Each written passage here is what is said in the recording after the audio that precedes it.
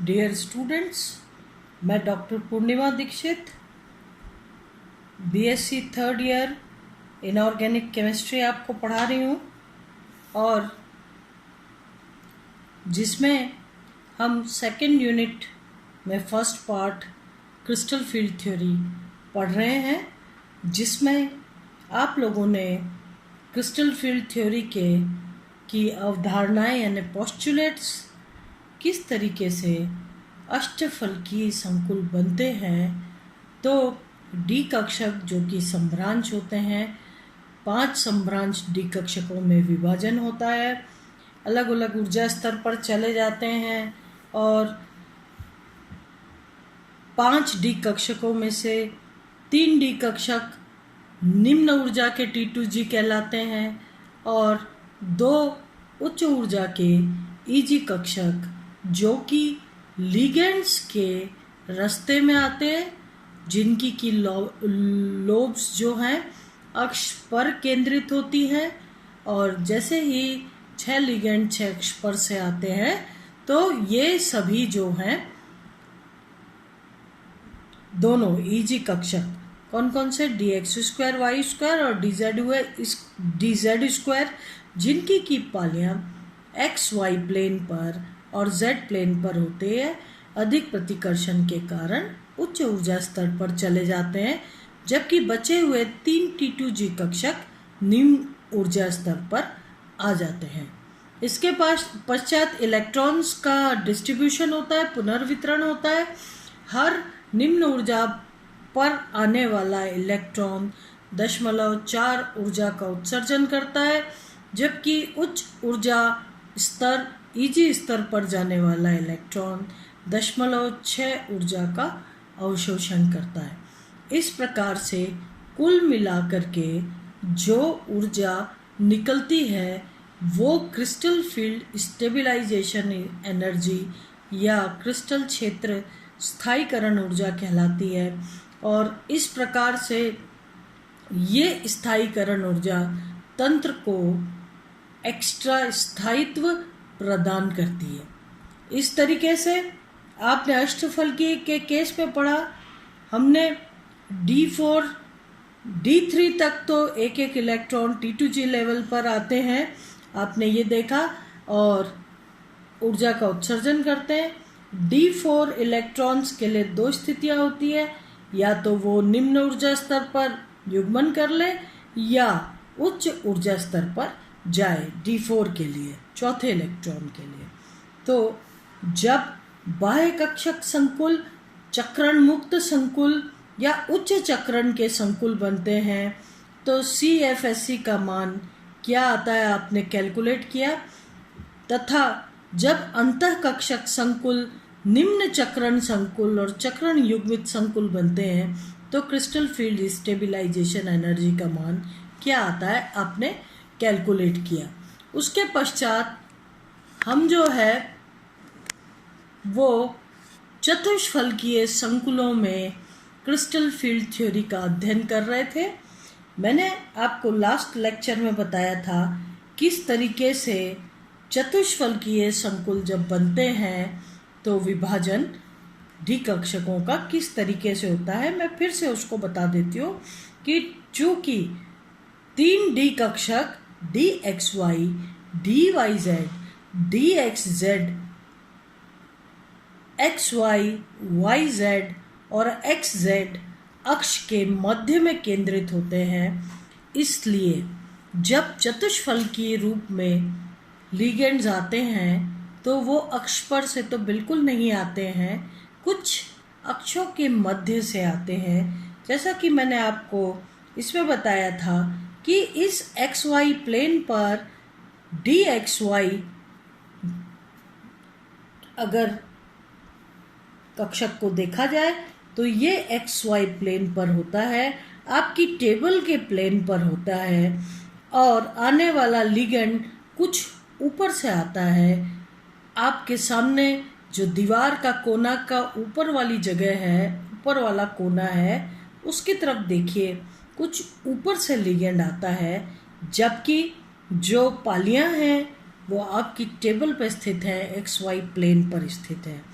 इस प्रकार से ये आने वाला लिगेंड से इन पालियों का प्रतिकर्षण अधिक होता है, लेकिन उस प्रकार का प्रतिकर्षण नहीं होता जैसा कि अष्टफलकीय के केस में आपने देखा था कि डी कक्षक की पालियां अक्ष पर थी और आने वाला लिगेंड भी अक्ष पर से आ रहा था, और इसलिए उनमें शीर्षस्थ प्रतिकर्षण शीर्ष से शीर्ष या हेड से हेड प्रतिकर्षण के कारण अधिक प्रतिकर्षण होने के कारण ईजी कक्षक अधिक उच्च ऊर्जा स्तर पर और सेंटर ऑफ ग्रेविटी नियम का पालन करते हुए T2G कक्षक उतने ही निम्न ऊर्जा स्तर पर आ जाते हैं। कुल मिला के इनकी जो ऊर्जा अंतर है वो 0 होता है, यानी 5 सम्भ्रांश डी कक्षकों के बराबर होता है। इस तरीके से मैंने आपको बताया था कि यदि यह आपका एक रूम है या आयताकार वर्गाकार एक रूम है, तो रूम में आप ठीक बीचों बीच बैठे हैं, एक कोने का ऊपर वाला भाग, दूसरे कोने का नीचे वाला भाग, तीसरे कोने का ऊपर वाला भाग और चौथे कोने का नीचे वाला भाग कोना। अगर इन चारों स्थितियों से लिगेंड आ रहा है तो आप कहेंगे चतुष्फलकीय रूप में लिगेंड जो है धातु आयन के पास आ रहा है। इस प्रकार से चूंकि 5 सम्भ्रांश डी कक्षकों में से वो डी कक्षक जिनकी की पालियां अक्ष के मध्य में है वो पालियां अधिक प्रतिकर्षित होंगी, और इस प्रकार से 3 T2G कक्षक अधिक प्रतिकर्षण महसूस करेंगे और उच्च ऊर्जा स्तर पर चले जाएंगे। जब लिगेंड चतुष्फलकीय रूप में आता है तो वो जो आयन है उनके डी कक्षकों की सिमेट्री को डिस्टर्ब कर देता है। अब यह जो कॉम्प्लेक्स है, जो यौगिक है, सिमेट्रिकल नहीं रह जाता, या ये जो डी कक्षक हैं ये सिमेट्रिकल नहीं रह जाते, तो हम यहाँ पर जी रेड या जी नहीं लगाएंगे। इसलिए आप देखिए यहाँ पर T2 कक्षक है और E कक्षक है, G जो है यहाँ से काट दिया गया है, सिर्फ ऊपर वाले T2 कक्षक कहलाएंगे और नीचे वाले E कक्षक कहलाएंगे।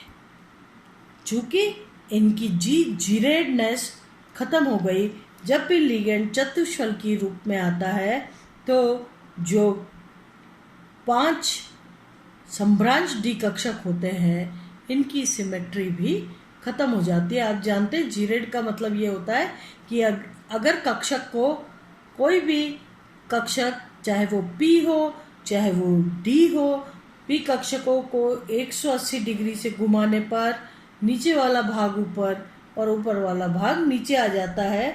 मैं आपको फिर याद दिला देती हूँ, अगर ये P कक्षक है, एक भाग पॉजिटिव एक भाग नेगेटिव होता है। अगर आप इसको 180 डिग्री से घुमा दें तो क्या होगा, 180 डिग्री से घुमाने पर ये संरचना मिलेगी जो कि पहले जैसी संरचना नहीं है, ये प्लस नीचे आ जाएगा, इसलिए हम इसको कहेंगे अनजीरेड यू लगाएंगे। जबकि यदि आप डी कक्षकों को देखें तो डी कक्षक जो हैं वो इस प्रकार से होते हैं, और अब इसे आप अगर 180 डिग्री से घुमाते हैं तो ये भाग, ये लोब यहाँ आ जाता है और समान संरचना प्राप्त होती है। इसलिए डी कक्षकों में जीरेड लगाया जाता है। आप कहते हैं T2G EG, है ना। तो इस तरीके से, लेकिन चतुष्फलकीय संकुलों के केस में जब 4 लिगेंड चतुष्फलकीय रूप में आते हैं तो धातु आयन के 5 सम्भ्रांश डी कक्षकों की जीरेड, यानी जो 180 पर घुमाने से समान संरचना मिल रही थी, वो डिस्टर्ब हो जाती है, और इसलिए ये भी चतुष्फलकीय बनने में 2 ऊर्जा स्तरों पर 5 सम्भ्रांश डी कक्षक विभाजित हो जाते हैं। उच्च ऊर्जा के T2 कक्षक, निम्न ऊर्जा के E कक्षक। ठीक, अब चूंकि ये जो लिगेंड आ रहा है वो एकदम से हेड टू हेड रिपल्शन नहीं कर रहा, यानी शीर्ष से शीर्ष रिपल्शन प्रतिकर्षण नहीं हो रहा है, इसलिए सदैव विभाजन ऊर्जा का मान या डेल्टा टी, जहाँ पर टी टेट्राहेड्रल के लिए है, सदैव कम होता है पेयरिंग से, है ना। डेल्टा टी का मान आप ये समझिए कि डेल्टा ओ का सदैव आधा या उससे भी कम होता है। ठीक है, तो चूंकि डेल्टा टी का मान कम होता है इसलिए सदैव पेयरिंग एनर्जी का मान डेल्टा टी से बहुत अधिक होता है, इसलिए पेयरिंग न होकर के आने वाला इलेक्ट्रॉन उच्च ऊर्जा स्तर पर चला जाता है। इस प्रकार से सदैव उच्च चक्रण, चक्रण मुक्त या बाह्य कक्षक संकुल बनते हैं। अगर इन चतुष्फलकीय संकुलों में crystal field stabilisation energy, crystal क्षेत्र स्थायीकरण ऊर्जा को देखा जाए तो स्थायीकरण ऊर्जा का मान आएगा D1 सिस्टम के लिए। आप जानते हैं एक इलेक्ट्रॉन है वो सदैव नीचे आएगा E कक्षक में, और एक इलेक्ट्रॉन के लिए CFSE का मान, क्रिस्टल फील्ड स्टेबिलाईजेशन एनर्जी का मान, एक इलेक्ट्रॉन निम्न ऊर्जा स्तर पर आएगा तो ये 0.6 ऊर्जा का निष्कासन करेगा। आप जानते हैं ई कक्षक में आने वाला इलेक्ट्रॉन 0.6 डेल्टा टी ऊर्जा का निष्कासन करेगा, जबकि उच्च ऊर्जा स्तर पर T2 पर जाने वाला इलेक्ट्रॉन 0.4 डेल्टा टी ऊर्जा का अवशोषण करेगा। इस तरीके से D1 सिस्टम में एक इलेक्ट्रॉन आएगा तो इसके लिए क्रिस्टल फील्ड स्टेबिलाईजेशन एनर्जी का मान हो जाएगा 0.6 डेल्टा टी। D2 सिस्टम के लिए क्या हो जाएगा? D2 सिस्टम के लिए दूसरा इलेक्ट्रॉन इस वाले दूसरे E कक्षक में आएगा और इस प्रकार से CFSE का मान हो जाएगा 6 दूनी 12 1.2 डेल्टा टी। अब देखिए D3 सिस्टम के लिए तीसरा इलेक्ट्रॉन नीचे रहेगा या ऊपर जाएगा, दो परिस्थितियां बन गई।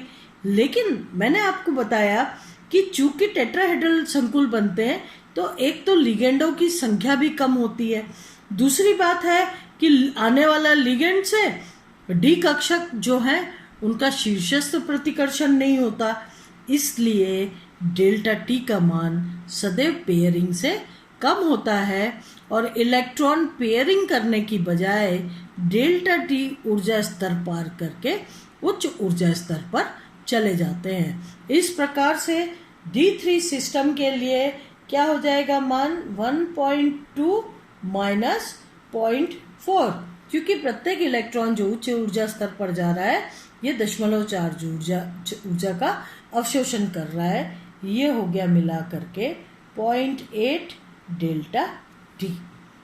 इस प्रकार से D4 इलेक्ट्रॉन क्या करेगा? D4 इलेक्ट्रॉन भी उच्च ऊर्जा स्तर पर जाएगा और क्रिस्टल फील्ड स्टेबिलाईजेशन एनर्जी का मान हो जाएगा 1.2, दो इलेक्ट्रॉन ऊपर चले गए, माइनस 0.8 इज इक्वल टू कितना हो गया? ये हो गया 0.4 डेल्टा टी। D5 के लिए पांचों ही कक्षकों में एक एक इलेक्ट्रॉन चला जाएगा, इसलिए CFSE का मान आएगा 1.2 minus 1.2 is equal to 0 delta T. यानी क्या हुआ बेटा कि D5 आयन के लिए क्रिस्टल फील्ड स्टेबिलाईजेशन एनर्जी का मान 0 होता है। अब यदि आप D6 सिस्टम के लिए कैलकुलेट करें। D6 सिस्टम के लिए छठा इलेक्ट्रॉन पांचों कक्षक के एक एक इलेक्ट्रॉन के भर जाने के बाद कहाँ पर आएगा? अब ये E ऊर्जा स्तर पर आएगा और फिर से जो CFSE का मान है वो हो जाएगा कितना? 1 मतलब 3 इलेक्ट्रॉन उच्च ऊर्जा निम्न ऊर्जा स्तर पर, 6 दूनी 12, 6 तिया 18, 1.8 डेल्टा टी। ये हो जाएगा इसमें मान माइनस कितना हो जाएगा? 1.2। जो ऊपर है 2 इलेक्ट्रॉन 3 इलेक्ट्रॉन वो हो गए 12, 1.2 इज इक्वल टू कितना हो गया? 0.6।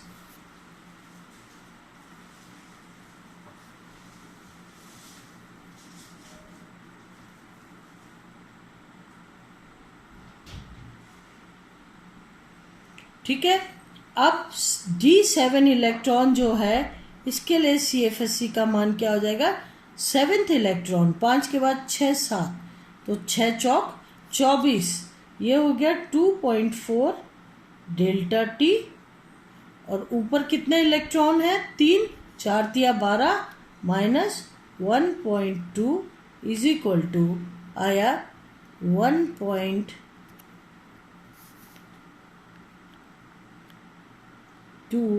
Delta T. ठीक है। D8 सिस्टम के लिए क्या हो जाएगा? D8 सिस्टम के लिए अब 8वां इलेक्ट्रॉन देखिए 5, 6, 7, 8वां इलेक्ट्रॉन वापस से ऊपर ऊर्जा स्तर पर जाएगा, उच्च ऊर्जा स्तर पर जाएगा और नीचे के 4, 6 चौक 24, 2.4 डेल्टा टी माइनस 4 इलेक्ट्रॉन ऊपर है 1.6 delta T is equal to कितना हो जाएगा? 0.8 डेल्टा टी। 0.8 delta T. अब इसके बाद D9 सिस्टम में जो 9वां इलेक्ट्रॉन है वो कहाँ जाएगा? फिर से ऊपर जाएगा और ये हो जाएगा 2.4 माइनस 1.6 प्लस 0.4 तो कितना हो गया? 2.0 is equal to 0.4 delta T. और D10 के लिए CFSE का मान हो जाएगा 2.4 माइनस 2.4 इज इक्वल टू 0। देखिए ये है इसका डिफरेंस 0.4, ये 4 है 0.4 डेल्टा टी।